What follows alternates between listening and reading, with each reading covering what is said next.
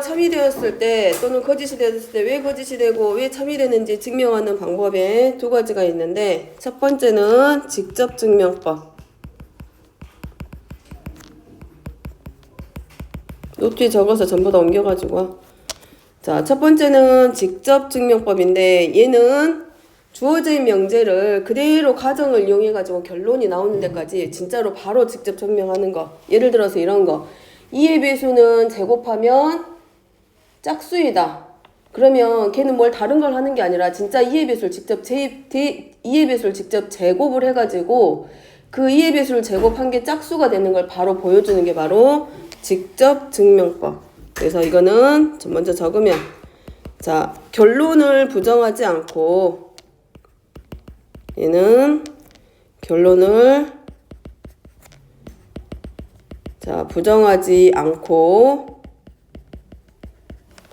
어떤 명제가 바로 참임을 보이는 그 방법을 직접 증명법이라고 한다. 어떤 명제가 참임을 보이는 것. 자, 이것을 직접 증명법이다 라고. 자, 예를 들어서 써놓으면, 이거 예를 들어서 쓰는 거는 아래에다가 여기다가 하나 직접 써보면, 예를 들어서 이런 것들. x가 2의 배수이면, 아까 말한 것처럼 2의 배수이면 x의 제곱은 2의 배수이다. 똑같이 2의 배수이다 또는 짝수임을 설명하는 것.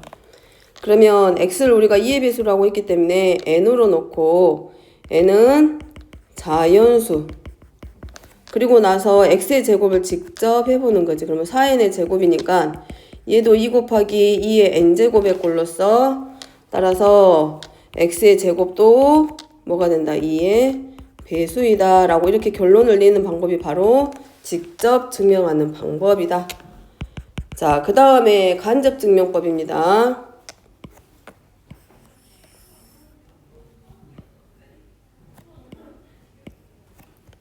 자, 간접 증명법은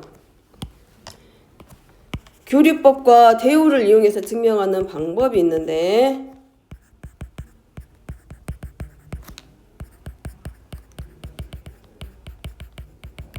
자, 첫 번째는 규리법이라고 해서, 자, 요거는 조금 증명하는 게 어려워요. 이 규리법은 참임을 증명하는 건데, 이제 얘는 아까 직접 증명법은 결론을 부정하지 않는다라고 하는 거였으면, 규리법은 결론을 부정해서 모순이 생기는 걸 보이는 방법을 귀류법이다라고 한다.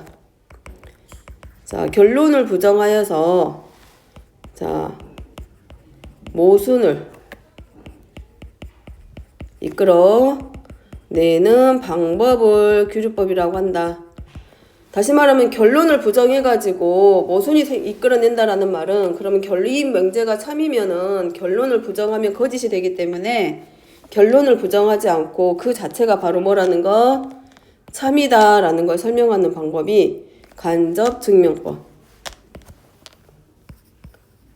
자, 규류법은 학교에서 이제 고등학교 가서 시험 볼 때 증명 문제를 내겠다라고 하면 공부해가지고 어떤 유형으로 내겠다라고 하면 그걸 공부해서 이제 하면 되는 거고, 그렇지 않고는 규류법 같은 경우는 사실은 직접 우리가 증명하는 방법이 어렵기 때문에 네모넣기 형태로 해가지고 1, 2, 3, 4, 5번 해가지고 맞는 걸 찾아내는 걸 그렇게 많이 나오고, 우리 보고 이제 직접 서술형에다가 증명해서 보여라 라고 하면 학교에서 이제 선생님들이 직접 이런 유형으로 낼 거야. 예를 들어서 예제 이런 거 예제 위주로 낼 거니까 걔 위주로 봐. 그러면 이제 그거 보고 연습해서 하면 되는 건데, 걸고 그 방법을 다 외울 수는 없어요. 여러 가지 유형들이 있기 때문에. 그래서 선생님들 딱딱 찝어주는 것들이 있다거나 특별히 강조하는 게 있으면 그런 것들 나가면 되고, 규리법과 관련된 것들은 모의고사가 됐든 문제집이 됐든지 직접 하라고 하진 않고 거기다가 네모넣기 나오기 때문에 그 문맥의 흐름을 보고 찾아주면 되고, 자, 그 다음에 두 번째 방법은 대우 증명법. 지난 시간에 명제의 역과 대우를 배웠는데, 자, 대우의 증명법이라고 하는 것은 뭐냐면, 대우 자체가 뭐냐면 결론과 가정을 부정해서, 가정을 부정하고 결론을 부정해서 그 위치가 바뀌게 하는 게 바로 대우 명제라 그랬는데, 그 대우 명제를 이용해서 증명하는 방법이 대우 증명법. 자, 얘는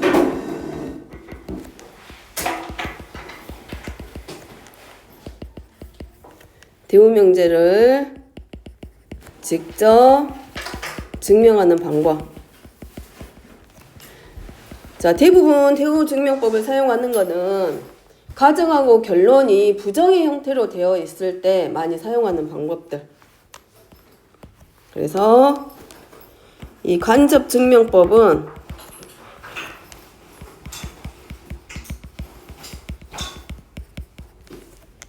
결론을 부정해서 사용한다는 점이 서로 공통점.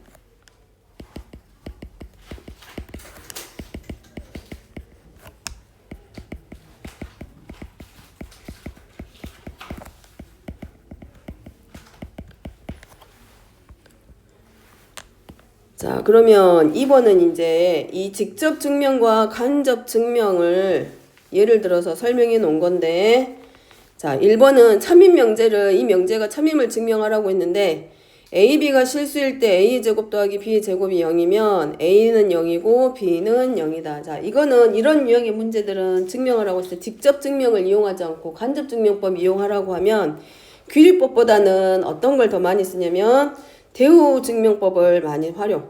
그래서 해보면, 자, 아까 말했던 것처럼 결론을 부정해서 하는 거기 때문에, 자, 결론을 부정하면, 자, 결론을 부정해서 A가 0이 아니거나 또는 B가 0이 아니다. 자, 하면 A의 제곱 플러스 B의 제곱은 절대로 0이 될 수 없겠구나. 0이 아니다. 이게 대우 증명법. 대우를 이용해서 참이되게 하는 거야. 결론을 부정한다는 얘기는. 그래서 이 방법은 대우 증명법은 결론을 부정하기는 하는데 대우를 이용해서 하는 증명. 그래서 대우를 이용해서 주어진 본 명제가 참임을 나타내 주는 게 바로 대우 증명법. 따라서 얘는 우리가 이제 마지막에 할 때는 이제 뭐냐면 이렇게 쓰면 돼. 따라서라고 하고 A가 0이 아니거나 B가 0이 아니면 A의 제곱 플러스 B의 제곱이 0이 아니다. 자, 요 방법을 바로 대우 증명법이다.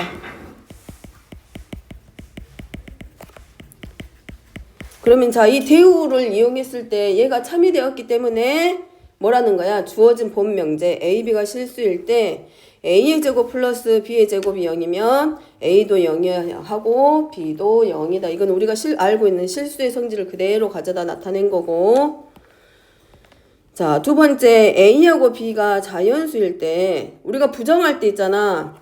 이렇게 A, B가 실수일 때 또는 A, B가 자연수일 때 이거는 커다란 대전제이기 때문에 얘네들은 부정하지 않습니다.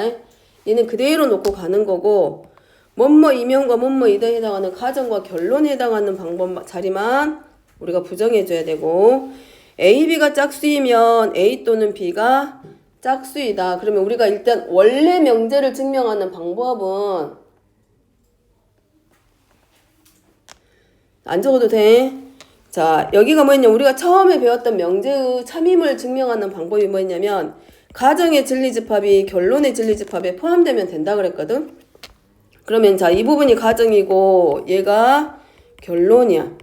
그러면 가정에 해당하는 자리가 A, B가 짝수란 얘기는 A하고 B라고 순서상으로 나타냈을 때 우리가 알고 있는 거 그대로, 상식적인 거 그대로 가져가면 돼. 둘 중에 하나가 짝수면, 적어도 하나가 짝수면 반드시 뭐가 돼? 짝수기 때문에 A가 홀수고 B가 짝수이거나, 아니면 이것도 있겠지. A가 짝수일 때 B가 홀수이거나, 아니면 둘 다 짝수일 때 이거 자체가 참이야. 그러면 얘네들이 결국 뭐가 되냐면 가정의 진리집합에 해당하는 애들이고, 결론에 해당하는 진리집합도 마찬가지. A 또는 B가 짝수니까 A하고 B라고 나타냈을 때 마찬가지. 얘가 홀수면 B가 짝수란 얘기고, A가 짝수면 B가 홀수란 얘기고, A가 짝수면 또 B도 똑같이 짝수다. 우리가 집합에서 또는의 의미는 적어도 하나라는 의미를 가지고 있기 때문에 둘 다를 포함하고 가.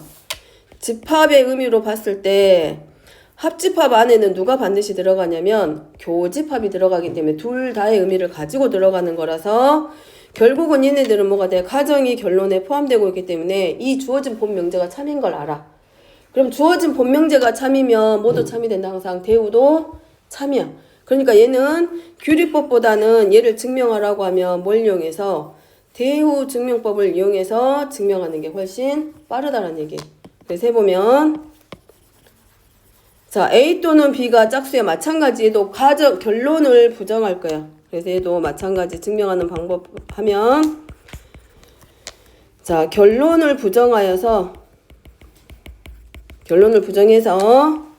A 또는 B가 짝수라고 했기 때문에 그거를 부정하면 둘 다 홀수야. 그러면 A, B가 모두 홀수이면 이렇게 쓸 수 있겠네. A는 2n-1로 쓸 수 있고 B는 2n-1.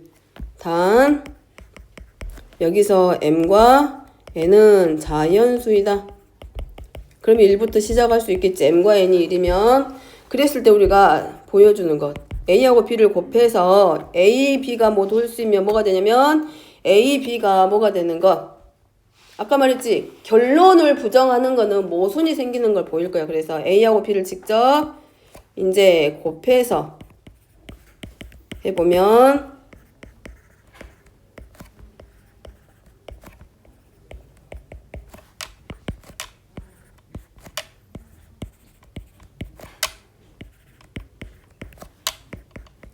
그럼 결국 뭐가 되냐면 A 곱하기 B는 홀수가 되지.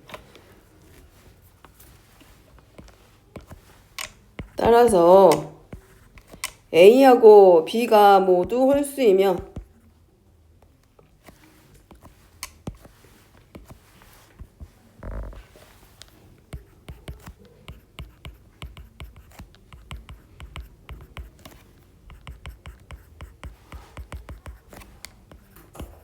A, B도 홀수이다.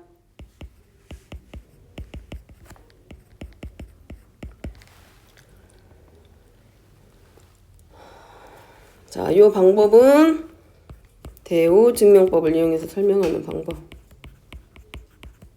그래서 대우가 참임을 보였기 때문에 주어진 명제도 참이다. 자, 그 다음에 귀류법을 사용하는 방법의 가장 대표적인 게 루트 3이 유리수, 즉 무리수를 가지고 우리는 당연히 얘가 무리수인 걸 알아. 근데 루트 3이 유리수가 아님을 증명하라는 말은 루트 3이 무리수임을 나타내려는 것과 똑같은 말이야. 근데 이 숫자는 바뀝니다. 여기는 루트 3이지만 책에 따라서는 루트 2가 될 수도 있고 학교 문제에서도 루트 2가 될 수도 있고 뭐 루트 3-1로 바뀔 수도 있어. 그래서 이 숫자만 바뀌고 내용은 증명하는 방법은 사실 그대로 내려가면 돼. 그래서 귀류법이라고 하는 건 뭐였다? 결론을 부정해서 가정에 모순이 생기는 걸 보일 거야. 그래서 여기는 이거 자체가 결론이야. 그래서 결론을 부정하면 자, 얘는 뭘 이용해서 증명하는 방법이 대표적인 얘다. 귀류법의 가장 대표적인 얘야.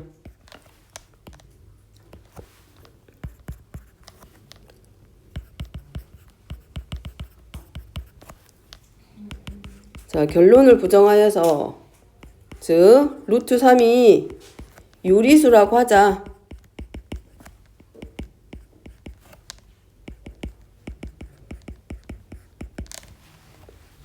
그러면 유리수의 정의에 의해서 자, 유리수의 뜻이 뭐냐면 분모가 0이 아닌 분모와 분자에서 분모가 0이 아닌 정수분의 정수꼴로 나타낼 수 있는 수를 유리수라고 한다 그랬어. 그래서 루트 3을 뭐라고 나타낸다? A분의 B라고 하고 단 A하고 B는 자연수로 정해주고 여기서 중요한 건 뭐 때문에 모순이 생기는 거냐면 A하고 B가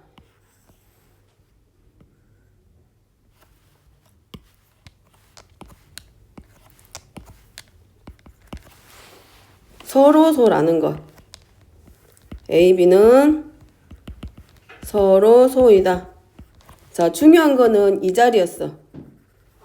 자, 얘 때문에 나중에 모순이 생기는 걸 가지고 그러면 루트 2는 유리수라고 하면 안 되는구나.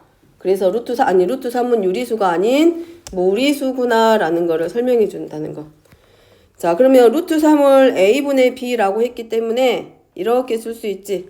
B는 루트 3 A와 같고 양변을 제곱해서 B의 제곱은 3A의 제곱과 같다. 그러면 제곱해서 어떤 수를 제곱해서 2의 배수가 됐으면 주어진 수도 2의 배수야. 그럼 다시 말하면 어떤 수의 제곱이 3의 배수가 됐으면 원래 제곱하기 전의 수도 뭐란 얘기냐면 3의 배수란 얘기야. 그래서 B의 제곱이 3의 제곱했다라는 말은 자, B의 제곱은 3의 배수라는 얘기고 따라서 B도 3의 배수이다.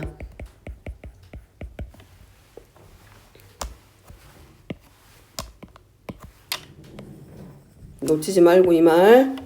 그러면 B가 3의 배수라고 했으니까 B를 우리가 뭘로 나타내자? 3K로 나타내고 이때 K는 자연수 라 하면 자, 그대로 다시 어디다가 자, 여기를 별표로 표시했을 때 요 그대로 가져다 쓰면 B의 제곱은 3A의 제곱이라고 했을 때 여기에다 대입했을 때 B에다가 3K 대입 제곱이 되고 그러면 여기서 뭘 찾아낼 수 있냐면 A의 제곱이 3K의 제곱이 되면서 우리가 뭘 할 수 있다? A의 제곱은 몇의 배수가 된다? 3의 배수이고 따라서 A도 마찬가지 3의 배수이다. 자, 그러면 누구에 의해서? 자, 처음에 나와 있던 어디? 별표에 보면 뭐라고 되어 있냐면 A와 B는 서로소라고 했어. 따라서 A와 B가 서로소라는 이 조건에 의해서 뭐가 생긴다? 모순이 생긴다. 무슨 말이면 서로서는 최대 공약수가 1이어야 돼. 근데 A도 3의 배수고 B도 3의 배수면 최소한 최대 공약수가 1이 아닌 얼마가 생기냐면 3이 생기거든. 그럼 서로서의 정의에 맞지 않기 때문에 이 처음에 줬던 가정, 이 조건에 또는 이 조건에 모순이 생기는 거지. 따라서 우리가 뭘 결론을 낼 수 있다. 루트 3이 유리수라고 하면 모순이 생긴다. 그러므로 루트 3을 유리수라고 하면 안 되고 루트 3은 뭐란 얘기밖에 안 돼. 무리수, 즉 루트 3은 유리수가 아니다 라는 결론을 낼 수밖에 없다. 자, 이렇게 증명하는 방법이 바로 귀류법의 대표적인 예. 자, 귀류법은 결론을 부정해가지고 주어져 있는 조건에 만들어낸 조건 안에서 모순이 생기는 걸 보이는 걸 바로 귀류법이다. 따라서 결론을 부정하면 안 되고 그대로 두는 게 그 문장을 그대로 두는 게 그 명제를 그대로 두는 게 참이다. 라고 나타내는 게 바로 귀류법.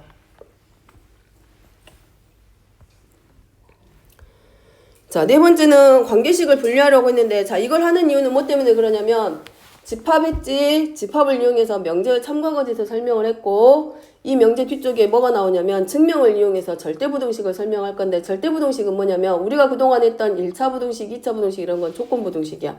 x값이 뭐냐에 따라서 부등식이 참이 되기도 하고 거짓이 되기도 했는데 이 절대부등식은 x값하고 전혀 상관없이 항등식이 x에 관계없이 좌변, 고변이 항상 성립하는 거야. 참이 되는 것처럼 절대부등식은 x값에 관계없이 항상 참이 되는 부등식을 절대부등식이라고 하는데 이 절대부등식을 증명하기 위해서 그러면 절대부등식은 우리가 처음 배우는 게 아니야. 공수원에서 1차 부등식에서 이미 한번 2차 부등식에서 이미 한번 보고 왔어. 언제 봤냐면 2차 부등식에서 모든 실수 x에 대해서 항상 참이되는 조건. 그럼 아래로 볼록일 때 항상 0보다 크려면 이거야. 기억을 되살리면 2차 부등식이 하나 있어요. ax제곱 플러스 bx 더하기 c가 0보다 커. 근데 항상 뭐라고 나왔냐면 모든 실수 x에 대해서 항상 참이될 때 조건 찾으라 그래. 그럼 뭐라 그래? 항상 참이되려면 2차 부등식은 세 가지라 그랬어. 2차식은 그래프가 하나, 둘, 세 개. 그러면 모든 실수 x란 얘기는 이 x축상에 있는 모든 x값 하나도 빠짐없이란 얘기야. 다시 말하면 이 부등식이 참이되게 하는 집합 자체가 x값들이 전체야. 전체 실수 전체. 그럼 항상 참이되기 때문에 몇 번이냐면 얘기했지. 그러면 뭐가 돼? 판별식이 0보다 작다. 이런 애들이 바로 뭐가 되냐면 절대부등식. 그래서 2차 부등식에서 절대부등식이라고는 안 하고 그냥 2차 부등식에서 항상 0보다 클 때 또는 항상 0보다 작을 때 모든 실수 x에 대해서라는 말이 나왔고, 자 그때 이미 2차 부등식을 잠깐 보고 왔어. 아니 절대부등식을 잠깐 보고 왔어. 그러면 이 절대부등식들을 설명하기 위해서 지금 뭐하냐면 관계식을 잠깐 정리할 거야. 자 관계식을 나타내보면 항등식, 등식에서는 이런 것들. 자 등식은 두 가지가 있어. 1학년 때 배웠어. 뭐뭐 있다?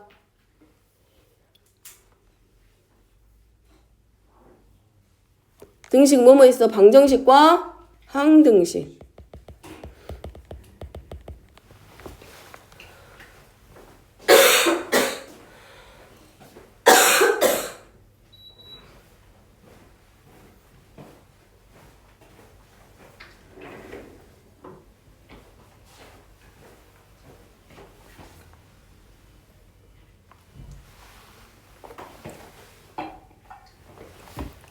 등식에는 방정식과 항등식.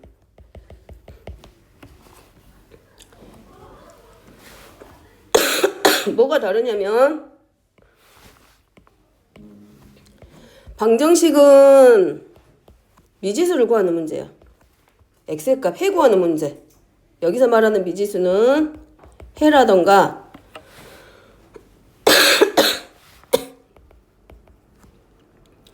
자 미지수를 구하라 라고 주는 게 방정식이고 참이되게 하는 값을 찾으란 얘기고, 항등식은 항상 참이되게 하는 등식 중에서 주어져 있는 등식이 항등식일 때 각 항에 있는 계수, 즉 미정계수를 찾는 문제가 항등식이었어.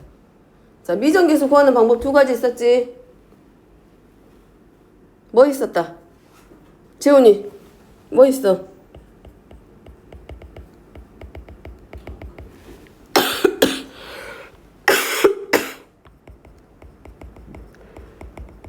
자, 항등식 배울 때 우리 미정계수 구하는 방법 했어.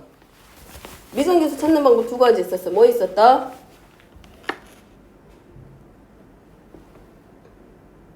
뭐 있어?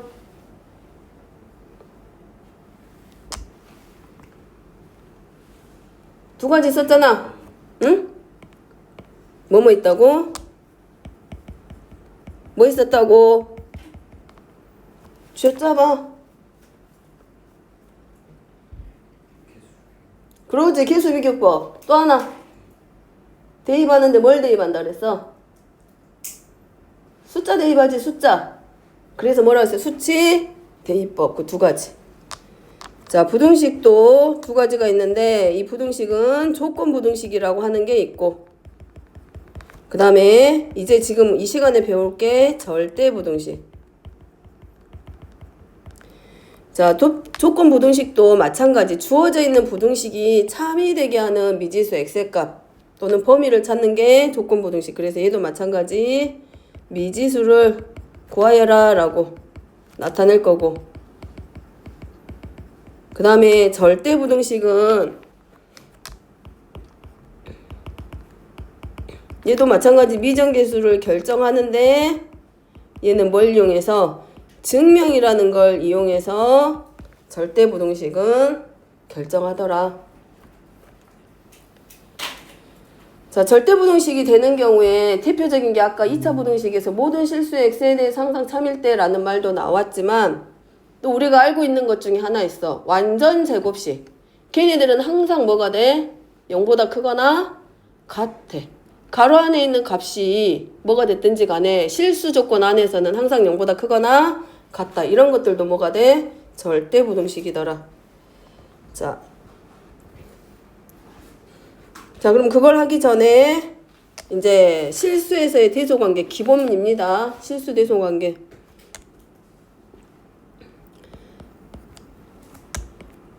첫 번째, 두 수에 뭘 이용한다? 우리 제곱근 배웠지? 3학년 1학기 때 제곱근 배울 때 실수의 대소관계 배웠어. 뭘 이용해서? 두 수의 차를 이용해서 두 수의 차가 0보다 크면 앞에 있는 수가 더 크고 0이면 두 수가 서로 같고 0보다 작으면 뒤에 오는 수가 더 크다. 그거 이용했지. 그래서 자, 두 수의 차를 이용합니다. P-Q는 두 수의 차를 이용한다는 얘기고, 자, 여기 그냥 우리가 알고 있는 그런 내용 그대로 들어갈 거야. P가 0보다 크면 이 말은 누가 같다? P가 Q보다 크다라는 얘기고, P-Q가 0이면 두 수는 서로 같은 수이고, 세 번째, 두 수의 차가 0보다 작으면 앞에 있는 수보다는 누가 더 크다? 뒤에 있는 수가 더 크다. 자, 그 다음에 두 번째입니다. 두 번째 이용은 제곱차를 이용할 거야. 제곱차를 이용하는 경우는 절대값끼리의 크기를 비교한다거나 아니면 제곱근끼리의 크기를 비교할 때 단 근호 안에 있는 식, 절대값 교환에 있는 식, 걔네들이 0보다 크거나 같을 때. 자, 얘는 제곱차를 이용해서 푸는 유형들. 그냥 단순하게 실수의 차만 가지고 안 될 때. 여기는 조건이 있어. 제곱차를 이용할 때는 얘네들이 전부 다 뭐가 돼야 돼? 0보다 클 때만 가능해. 똑같습니다.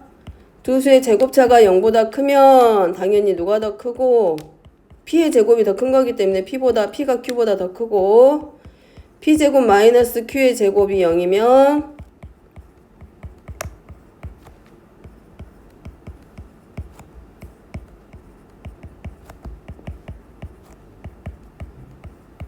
크다. 자, 그 다음에 세 번째. 두 수의 P를 이용하는 문제. 자, P의 크기가 1보다 크다 또는 1이다, 1보다 작다. 이거는 언제 많이 썼냐면 2학년 때 거듭제곱 배울 때, 지수법칙을 배울 때 뭐 2의 50제곱이랑 3의 20제곱이랑 또는 3의 30제곱이랑 비교할 때 그럴 때 썼던 게 P를 이용해서 보는 문제. 자, Q분의 P. 자, 당연히 얘네들도 뭐보다 0보다 클 때 음수하고 비교하는 게 아니라 그래서 1번은 두 수가 양수든 음수든 상관이 없어. 근데 2번하고 3번 유형은 반드시 비교하는 대상들이 양수일 때 가능. 자, 3번 유형은 언제도 많이 써? 우리가 앞으로 배우게 될 대수에서 지수함수, 지수랑 로그랑 지수를 배울 때 그때 우리가 기존에 배웠던 지수법칙들이 다시 나올 건데 대수 배울 때 이 방법을 이용해서 크기 비교하는 건 한 번 더 나올 거야, 이제. 살짝 완전 스치고 지나갈 때가 한 번 있어. 그래서 두 수의 B를 비교했을 때 얘가 1보다 더 커. 1보다 크다라는 얘기는 분자가 분모보다 더 큰 수야. 가분수의 의미를 가지고 있기 때문에 누가 더 크다? 분자가 분모보다 더 크다.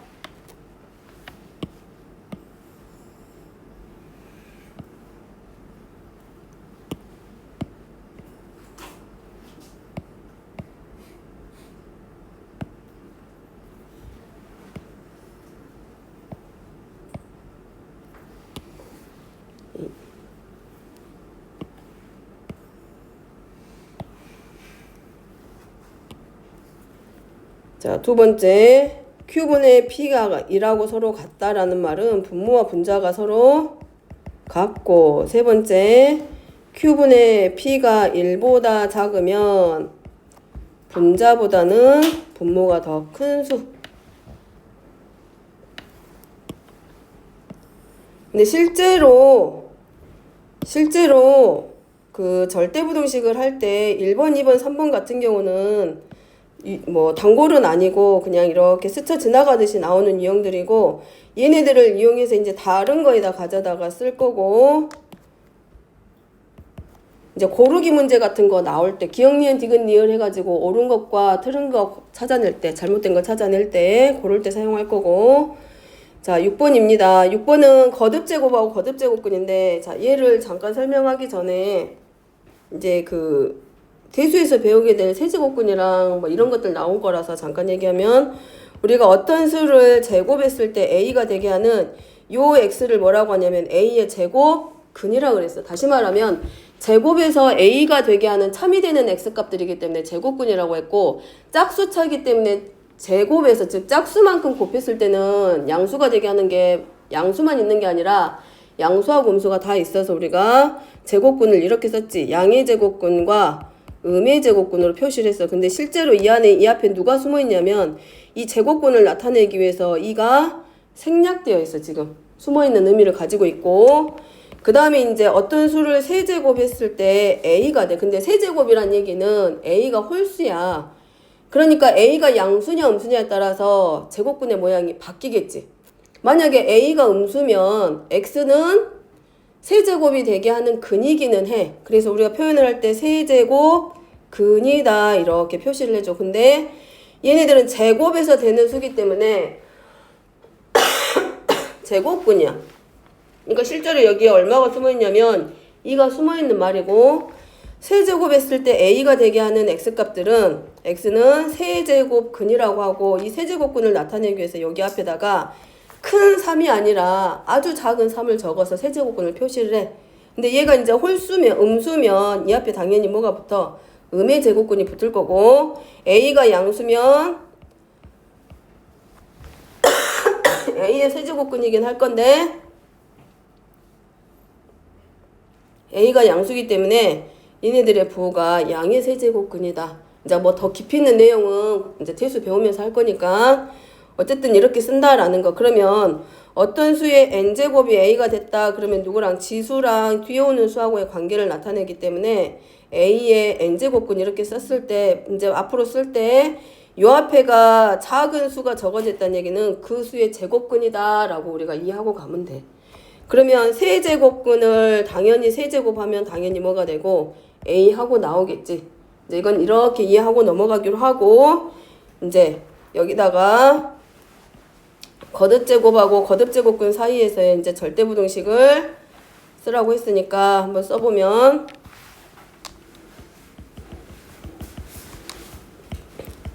양수 a, b에 대해서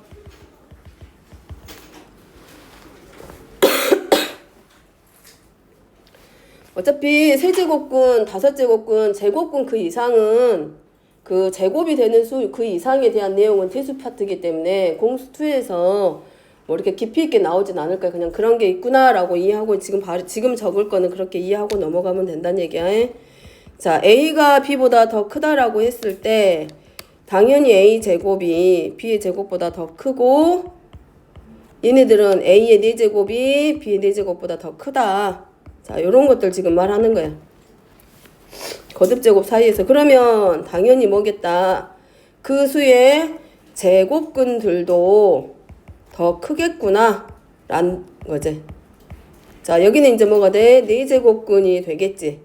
4제곱에서 나오는 수니까 4제곱근 a가 b의 4제곱근보다 더 크다. 이걸 잠깐 얘기하고 가려고. 이제 안 나왔던 게 나오니까.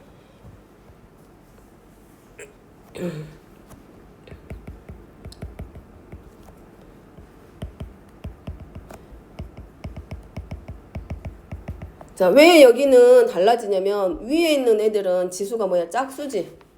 그지? 그러면 짝수번 거듭제곱 하면 항상 부호가 양수 나오잖아. 그렇기 때문에 근호 안에 있는 부호가 양수여야 되기 때문에 위에서는 뭐라고 표현을 했고 a와 b를 양수라고 표현을 한 거고, 그 다음에 아래쪽은 홀수 제곱근에 대해서 쓸 건데 얘네들은 음수가 될 수도 있고 홀수분 곱한 거는 양수가 될 수도 있기 때문에 실수 a, b라고 나타낸 것 뿐이야. a가 b보다 더 크면 a의 세제곱이 b의 세제곱보다 더 크고 a의 5제곱이 b의 5제곱보다 더 크다.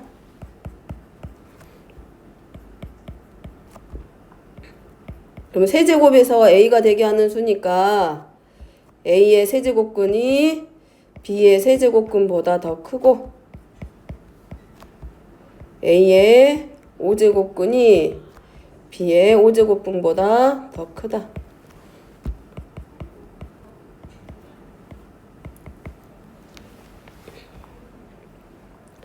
뒤에서 절대부등식 표현할 때 잠깐 세제곱근이 나올 거라서 자, 세제곱근의 의미는 기억하고 갑니다.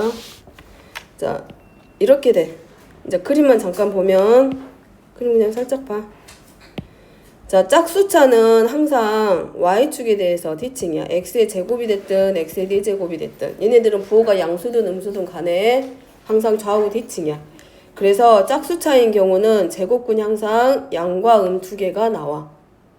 근데 자, 세제곱근이라던가 5제곱근과 같이 홀수차인 경우는 원점에 대해서 대칭이야. 그러니까 가장 대표적인 게 x의 세제곱을 생각하면 x가 1이면 1의 세제곱에서 1이지만 마이너스 1이 돼버리면 마이너스 1이거든. 그러면 1과 마이너스 사이에 대해서 원점에 대해서 서로 대칭이야.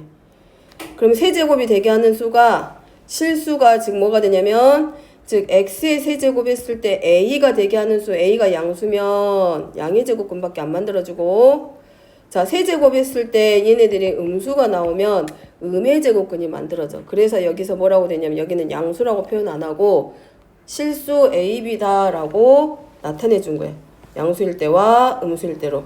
근데 짝수차가 되면 항상 0보다 크거나 같기 때문에 뭐라고 표현을 해준 거야? a하고 b가 양수로 나타내졌다라는 거. 이제 뭐 자세한 거는 대수 배우면서 다시 하고.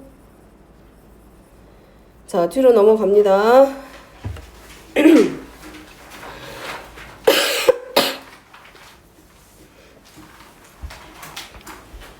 자, 절대부등식 이거 어디서 곱셈 공식에서 봤던 거. 곱셈 공식 중에서도 어디서 나왔다 이 식은?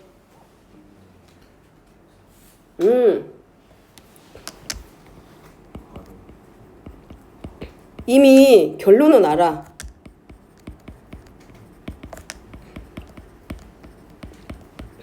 근데 이것의 전제 조건은 뭐냐면 A, B, C가 전부 다 뭐란 얘기야? 실수란 얘기야. 이 공식 어디서 나온지 알지?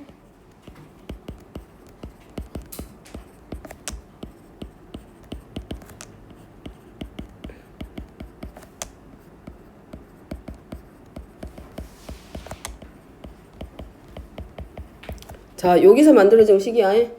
그래서 변형시킨 거. 자, 증명하면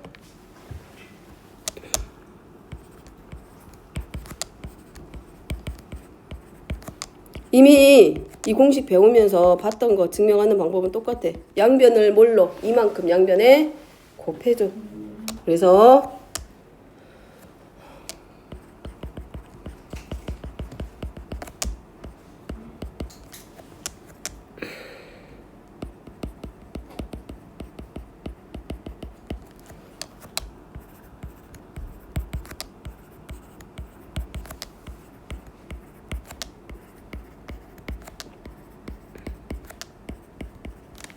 자, A가 되고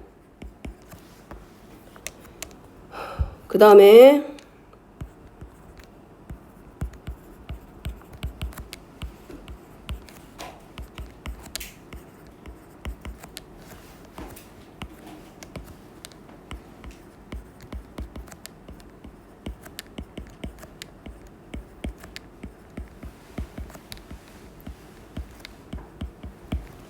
그래서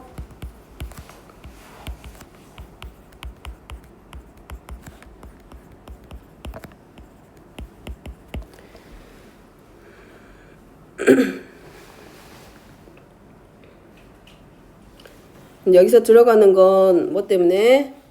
실수의 제곱은 우리가 알고 있는 실수의 제곱은 항상 0보다 크거나 같아. 그렇기 때문에 a-b의 제곱도 0보다 크거나 같고 b-c의 제곱도 0보다 크거나 같고 c-a의 제곱도 0보다 크거나 같기 때문에 전체식이 0보다 크거나 같다. 단 자, 이 등호가 성립하는 이유가 있겠지. 등호는 A하고 B하고 C가 같을 때 성립한다. 자, 여기서 말하는 등호는 이 자리입니다. 여기. 다시 말하면 a-b의 제곱, b-c의 제곱, c-a의 제곱이 0이 될 때는 a, b, c가 모두 서로 같았을 때, 얘네들 각각 0이 됐을 때 성립한다. 근데 그 교재나 이런 데서 증명하라고 할 때는 이렇게 다 이항시켜서 증명하는 걸 보여주지 않고 뭘 증명하라고 하냐면 이런 걸 보여줘. 실제로 교재나 뭐 문제집 같은 데서 증명하라고 할 때는 a의 제곱 플러스 c의 제곱이 뭐 ab 더하기 bc 더하기 ca보다 크거나 같음을 증명하여라 그래. 그러면 결론을 보고 증명을 하는 게 아니라 아까 말했지 실수의 대소관계는 차를 가지고 하는 거라고. 그래서 얘를 a라고 놓고 얘를 b라고 놨을 때 이 a에서 b를 뺀 결과가 마지막에 쭉 풀어놓고 놨더니 결국은 이런 모양이 돼서 0보다 크거나 같아지더라. 그래서 a가 b보다 더 크거나 같다 하고 결론을 내도록 증명을 하는 거. 근데 증명할 때 조심하라고. 이렇게 이항을 시켜놓고 증명을 하는 게 아니라 보통 증명하라고 하면 a 빼기 b가 0보다 크거나 같다 아니면 두 수의 차가 0보다 크다라는 걸 보여주고 그 다음에 대소관계를 증명한다라는 거. 자, 이런 것들은 기본적으로 머릿속에 담아놔야 돼. 왜냐하면 기억니은, 디귿니은, 미음, 비읍, 시옷, 이응 해갖고 6개, 7개씩 주면서 절대부등식기과 아닌 걸 찾으라고 할 거기 때문에 눈에 익혀놓는 게 도움이 될 거고. 자, 그 다음에 8번입니다. 아까 말했지 절대값규하고 제곱구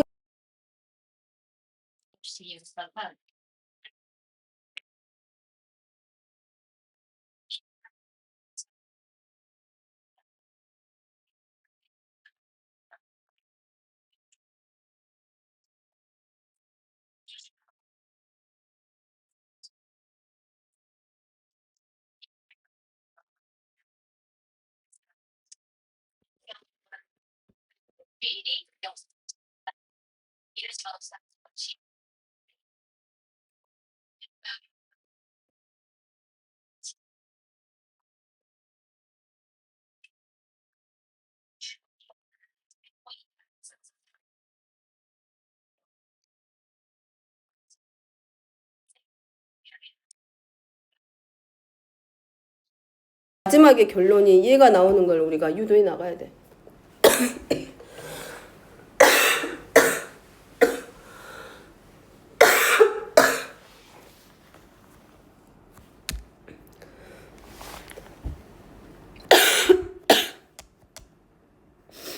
그 다음에 절대값의 성질 중에 이거는 기억하고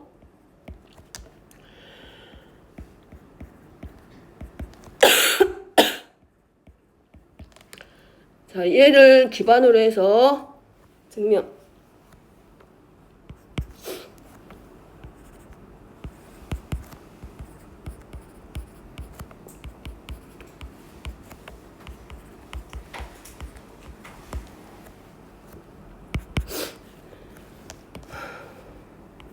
자, 그럼 얘가 이렇게 나올 거거든. 다 정리시키면 결국은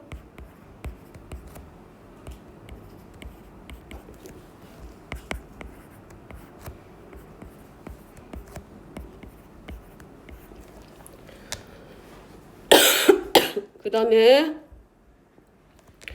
다 알고 있겠지만 하나만 더 정리시키면 A의 절대값은 A가 0보다 크거나 같으면 그대로 나올 것이고 A가 0보다 작으면 부호가 반대로서 바뀌어서 나오는 거.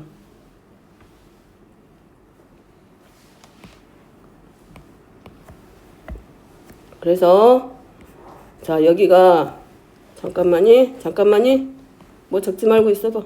한 번만 윗줄로 옮길 거니까.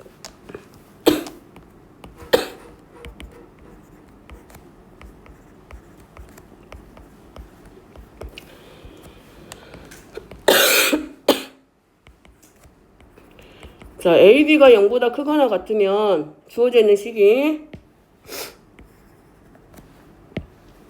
이 식이 AB-AB가 돼서 0이 되고 두 번째는 AB가 0보다 작으면 -AB-AB에서 -2AB인데 AB가 음수라고 되어 있기 때문에 AB가 0보다 작기 때문에 -2AB는 당연히 0보다 커지겠지. 따라서 이 두 가지에 의해서 이 식은 결국 뭐가 된다? 0보다 크거나 같아진다. 0이 되거나 0보다 크기 때문에 0보다 크거나 같다. 그럼 우리가 결론을 뭐라고 쓴다? 따라서 결국은 이거지. P의 제곱 마이너스 Q의 제곱이 0보다 크거나 같아졌어요. 요걸 보여줬기 때문에 A의 절대값 더하기 B의 절대값이 A 더하기 B의 절대값과 같고 이 등호의 성립이 나온 이유는 단 여기 아래에 있는 등호는 누구 때문에? A, B가 뭐 때문에 0보다 크거나 같았을 때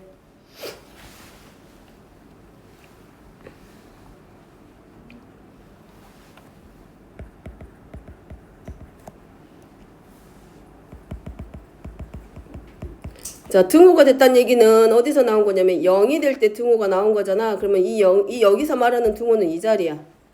0이 될 때. 그럼 0이 될 때 조건이 뭐였냐면 A, B가 0보다 크거나 같았기 때문이야. 그래서 이 말이 거기서 나온 거야. 1번 조건에서.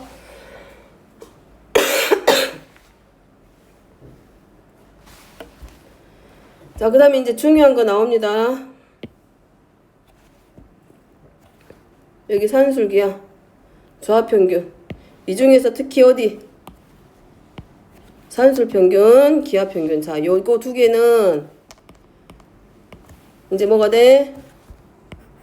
달달 외우고 있어야 돼. 자, 잊을만 하면 나오는 게 산술 기하평균이고 얘네들은 지금 쓰는 것보다 언제 더 많이 쓴다? 2학년 올라가서 대수 배울 때 더 많이 사용되기 때문에 기억해 놓기.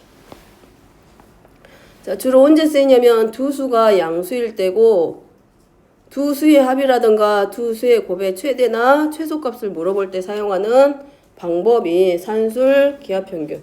조합평균은 잘 쓰지는 않고 주로 나오는 거는 산술 기하평균. 자, 정리합니다. 자, 반드시 산술 기하평균은 양수일 때만 사용하는 부등식. 두 양수 A, B에 대하여.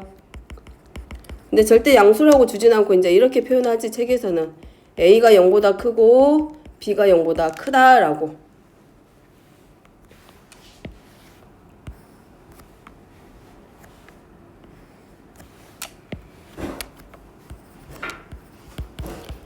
결론부터 말하면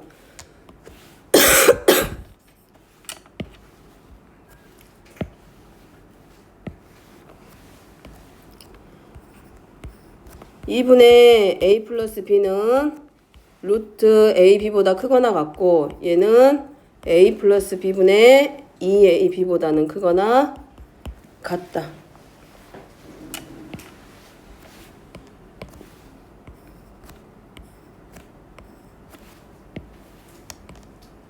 자, 얘를 2분의 a 플러스 b로 표현하는 애를 산술 평균이라고 하고 루트 AB로 표현하는 게 기하평균. 그 다음에 얘를 조합평균.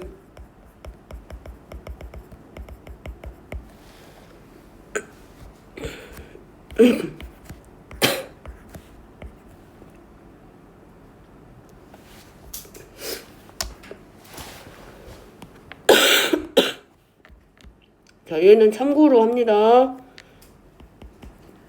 얘는 A하고 B의 역수에 대한 산술 평균이야. 어디서 나온 거냐면 A하고 B의 역수.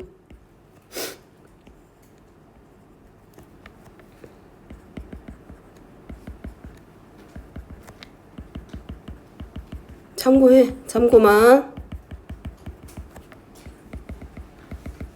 참고사항으로 알고 있고. 자, 조합평균은 거의 나오진 않아. 정말 어려운 문제에서만 나오고. 자, 여기 산술 기하 조합평균에서 사용된 이 등호.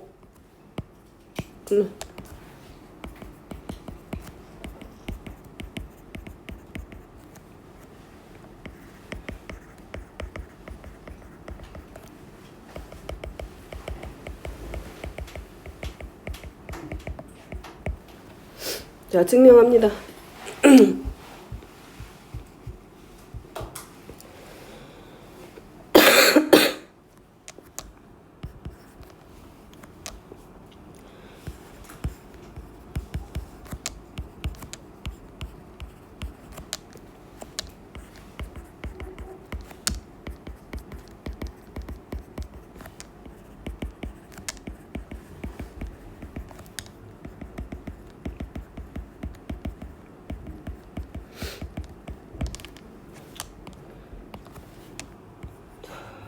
절대부동식에서 제일 많이 사용하는 거니까 산술기하평균 꼭 기억하게.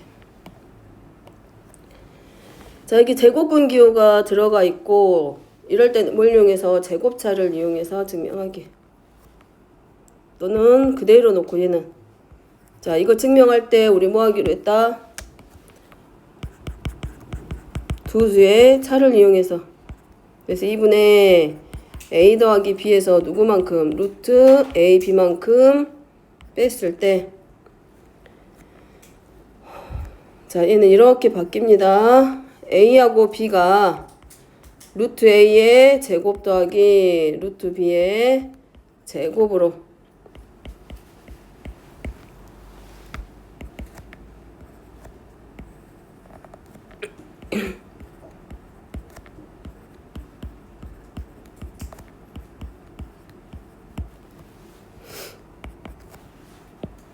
얘는 이렇게 바뀌겠지? 완전 제곱식으로 인수분해하면 루트 a 마이너스 루트 b의 제곱이 되고 루트 a와 루트 b가 실수기 때문에 뭐보다 크거나 같아진다? 0보다 크거나 같다. 자, 0이라고 할 수 있는 이유는 루트 a 마이너스 루트 b의 제곱이 0일 때고 걔네들이 0이 될 때는 결국 루트 a와 루트 b가 같을 때야. 그래서 얘가 어디서 나온다? 이 등호의 성립 조건이 여기서 만들어지는 거. 누구랑 같을 때? a하고 b가. 이제 여기서 루트 a 마이너스 루트 b의 제곱이 0이 되려면 결국 루트 a하고 루트 b가 같을 때고 그 말은 곧 누구하고 같은 말? a하고 b가 서로 같을 때 거기서 등호의 성립 조건이 나오더라 라는 거.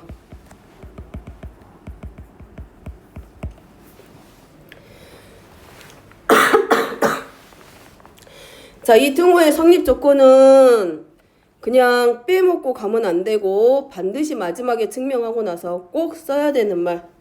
이거 안 써가지고 감점될 수 있기 때문에 그냥 넘어가지 말고 반드시 기억해서 쓰기. 자, 두 번째는 기하평균과 조합평균입니다. 루트 AB 마이너스 A 더하기 B분의 바로 들어가면 자, 2AB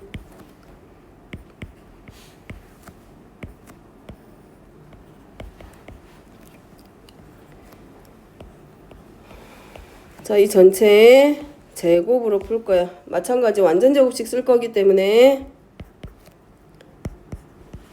자, 루트 AB로 묶어주면 1-A 더하기 B분의 2 루트 AB가 되고 자, 얘는 루트 AB 하고 가로 안에 있는 식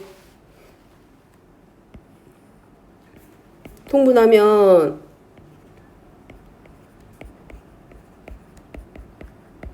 B로 바뀌고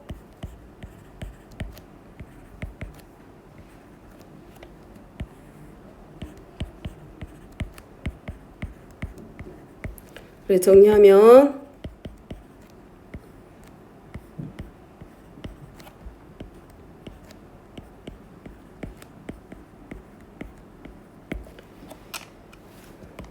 자, 얘네들 전부 다 양수야. 근데 얘가 실수차의 제곱이기 때문에 얘 때문에 뭐가 성립한다? 0보다 크거나 같다. 그래서 마찬가지 단 등호는 A하고 B가 같을 때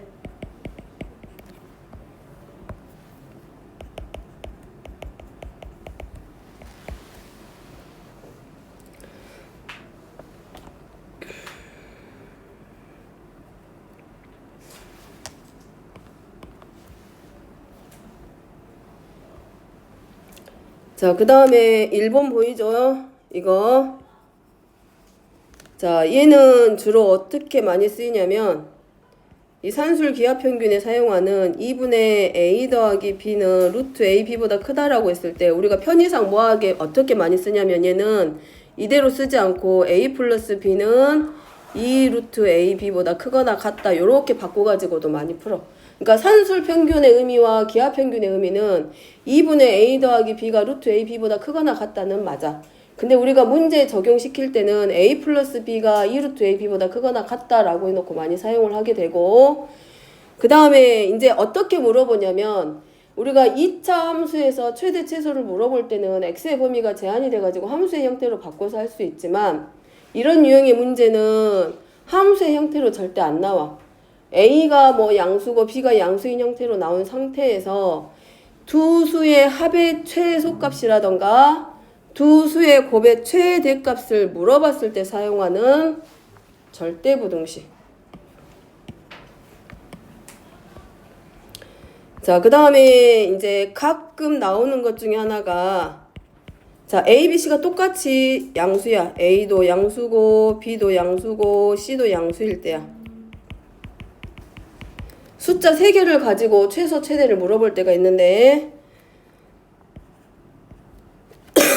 그때는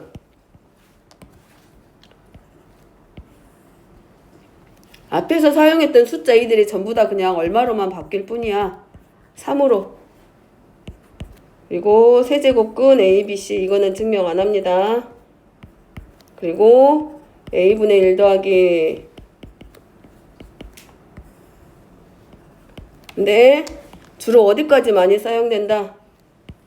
주로 한 요 정도까지 많이 사용되는 데는 여기까지. 그리고 이제 쓸 때는 우리가 보통 이렇게 A 더하기 B 더하기 C는 크거나 같다. 3배.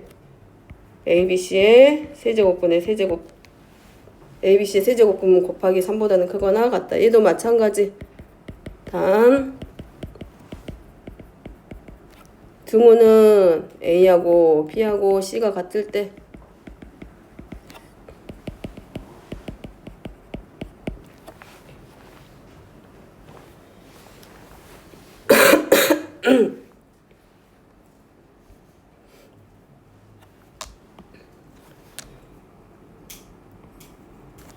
자, 산술 기하평균까지는 반드시 어쨌든 기억합니다. 어차피 태수 배울 거고 태수 들어가면 이게 굉장히 많이 사용될 거기 때문에 산술 기하평균은 입에 붙어 있어야 되고,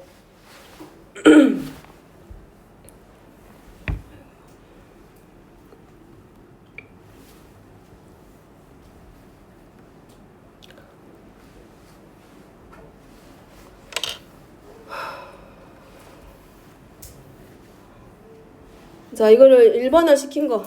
자, 일반화 시킨 거 나올 건데, 아마 그 고등학교 가가지고 모의고사라던가 진짜 어렵다라고 해도 조합평균까지 해가지고 2개 정도, 그 다음에 산술 기하평균 많이 쓰면 3개까지 방금 적은 그것까지 나올 거고, 이제 일반화 시킨 거는 아 이렇게 하는 거구나. 근데 대부분 이렇게까지 여러 개 뭐 3개 이상 4개 이상 나와가지고 산술 기하평균 쓰는 경우는 극히 드물기 때문에 이제 일반화 시켜서 나타내는 거는 아 이럴 거구나, 산술 기하 조합평균이라고 하는 게 라는 걸 이해하고 그냥 넘어가면 될 것 같아 지금은.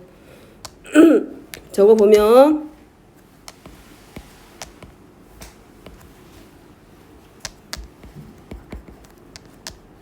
n개의 n입니다. n n개의 양수 a1, a2 자 쭉 해가지고 n개가 있을 때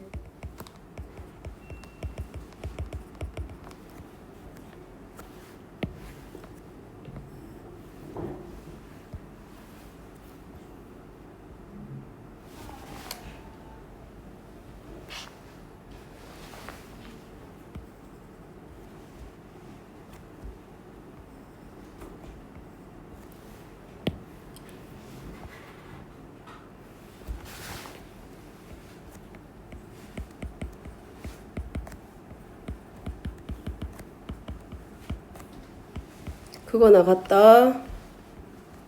n제곱근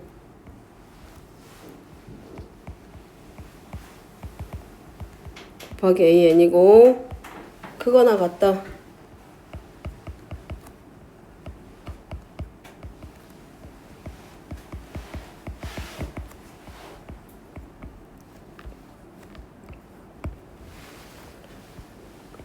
단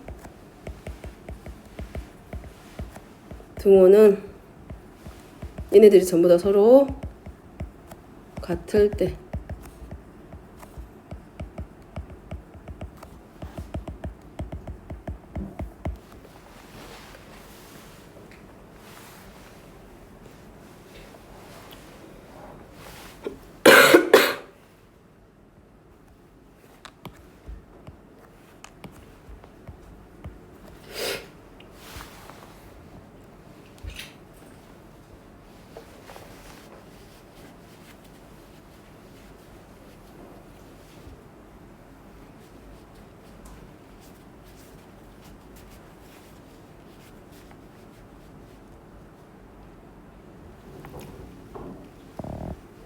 자, 11번까지 하고 좀 쉬게. 11번은 자, 산술 기하 평균이 사용되는 대표적인 예들.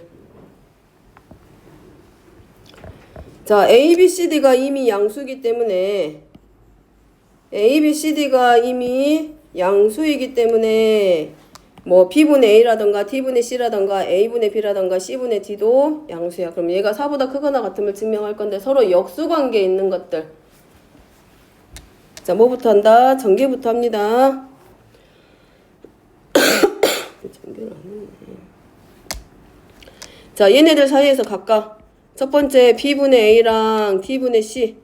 자, 얘네들도 양수기 때문에 산술 기하 평균에 의해서 2보다 크거나 같다. B분의 A 곱하기 D분의 C.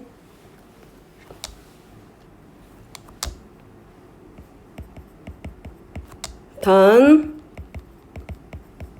등호는 B분의 A와 D분의 C가 같을 때 원래 이거였지. 산술 기하 평균이니까 2분의 A 더하기 B가 루트 AB보다 크거나 같다인데 얘를 우리가 변형시킨 게 뭐라고? 두 수의 합은 2 루트 AB보다 크거나 같다. 길 갖다 쓴 거야. 분모 2를 우변에 곱해가지고 아예. 그 다음에 A분의 B 더하기 C분의 D도 마찬가지. A분의 B도 0보다 크고 C분의 D도 0보다 크거나 같기 때문에 2 루트 A분의 B 곱하기 C분의 D보다는 크거나 같다. 여기도 단 등호는 A분의 B와 C분의 D가 같을 때 성립한다. 그래가지고 얘네들끼리 서로 곱해. 주어져 있는 부등식을 만들기 위해서 B분의 A 좌변은 좌변끼리 우변은 우변끼리 곱해.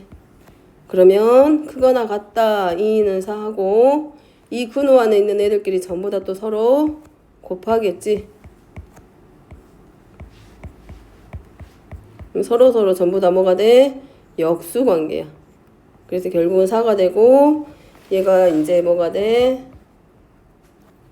정리시키면 4 되겠지. 따라서 최소값이 얼마가 된다? B분의 A 더하기 D분의 C랑 A분의 B 더하기 C분의 D는 4보다 크거나 같다.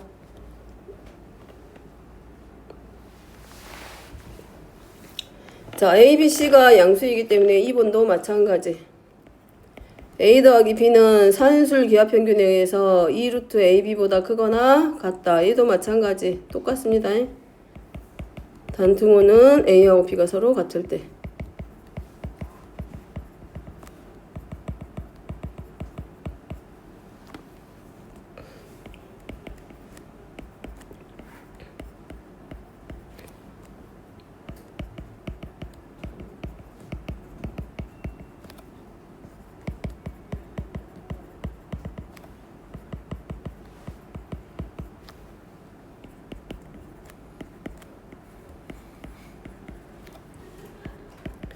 얘도 마찬가지.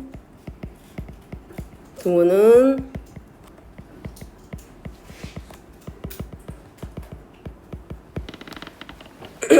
똑같은 방법으로 변변 곱해서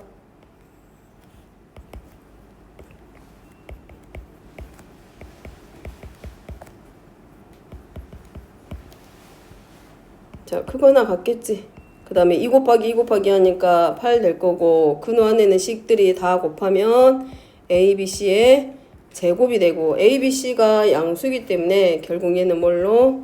8, A, B, C. 그래서 주어져 있는 부등식이 성립함을 설명하는 거.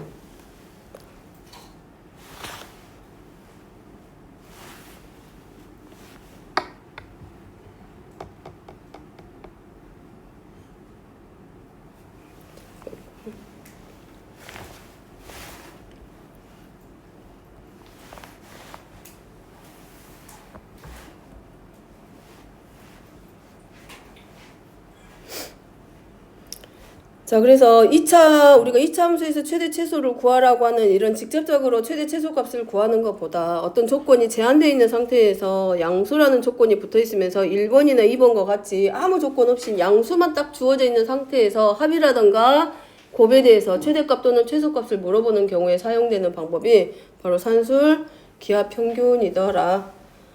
자, 얘네들은 반드시 기억해야 될 내용이고 조금만 쉬었다가 뒤에 절대부등식 마지막까지 하고